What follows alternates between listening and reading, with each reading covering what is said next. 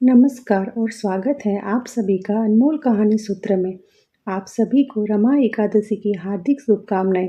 आज हम सुनेंगे एक ऐसी पवित्र कथा जो पापों का नाश करने वाली और मोक्ष प्रदान करने वाली मानी जाती है। रमा एकादशी व्रत कथा। एक बार महाभारत काल में धर्मराज युधिष्ठिर ने भगवान श्री कृष्ण से पूछा, हे केशव, कृपा करके बताइए, कार्तिक कृष्ण पक्ष की एकादशी का क्या नाम है और इसके व्रत का क्या महत्व है। भगवान श्री कृष्ण मुस्कुराए और बोले, हे राजन, ये एकादशी रमा एकादशी कहलाती है। ये व्रत अत्यंत पवित्र और सभी पापों का नाश करने वाली है।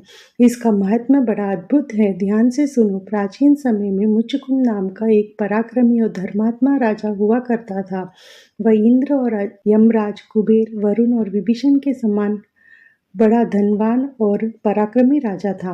राजा विष्णु भगवान का बड़ा भक्त था, न्यायपूर्वक शासन करता था।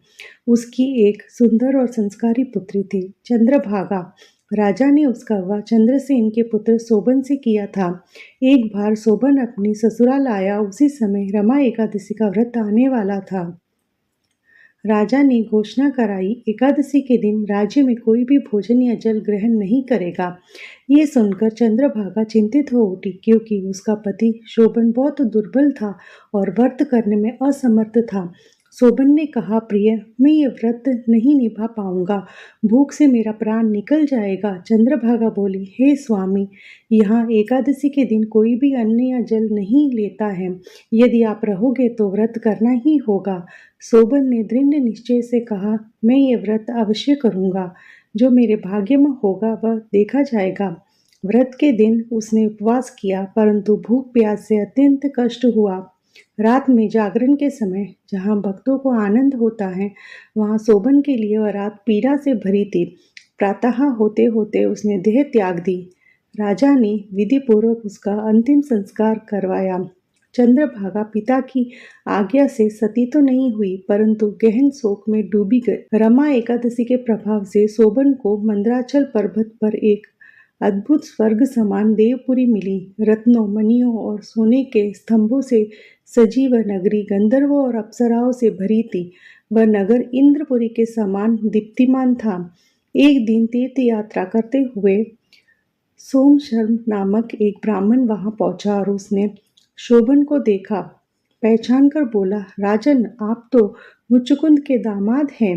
ये दिव्य नगर आपको कैसे मिला? शोभन ने उत्तर दिया, रमा एकादशी का व्रत करने से ये सब मिला है, पर यह सब अस्थिर है, क्योंकि मैंने व्रत श्रद्धा से नहीं किया था। यदि चंद्रभागा इसे स्थिर करने का संकल्प ले तो ये सदा स्थायी हो जाएगा। ब्राह्मण ये संदेश लेकर मुचकुंद नगर पहुंचा और चंद्रभागा को सारी बात बताई।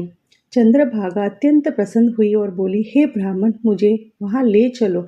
मैं अपने पति के दर्शन करना चाहती हूँ। मैं अपने व्रत के पुण्य से उस नगर को स्थिर बना दूंगी। ऋषि वामदेव ने मंत्रों से चंद्रभागा का अभिषेक किया। उसका शरीर दिव्य हो गया और वह स्वर्ग समान शोभन के लोक में पहुंच गई। पति पत्नी का पुनर्मिलन हुआ और दोनों दिव्य आभूषणों से सुसज्जित होकर आनंद पूर्वक वहां रहने लगे। भगवान श्री कृष्ण ने कहा, हे युधिष्ठिर, ये थी रमा एकादशी की पावन कथा। जो श्रद्धा पूर्वक इस व्रत को करता है या कथा सुनता है और उसको ब्रह्म हत्या और महापाप भी नष्ट हो जाते हैं, वह अंत में विष्णु लोक को प्राप्त होता है। तो मित्रों, ये थी रमा एकादशी की अद्भुत कथा। अगर आपको ये कथा अच्छी लगी तो अनमोल कहानी सूत्र चैनल को सब्सक्राइब जरूर करें और भगवान विष्णु के नाम का स्मरण करें। जय श्री हरि।